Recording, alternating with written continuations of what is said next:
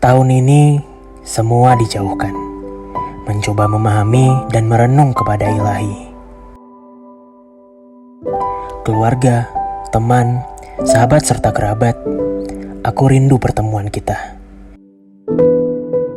Untuk kita yang sedang mengupayakan penerimaan negara, bertanggung jawablah dalam mengemban tugas. Integritasmu dipertaruhkan, kawan. Kali kedua satu Muharram di tengah pandemi, namun tetap menyambut dengan penuh sukacita.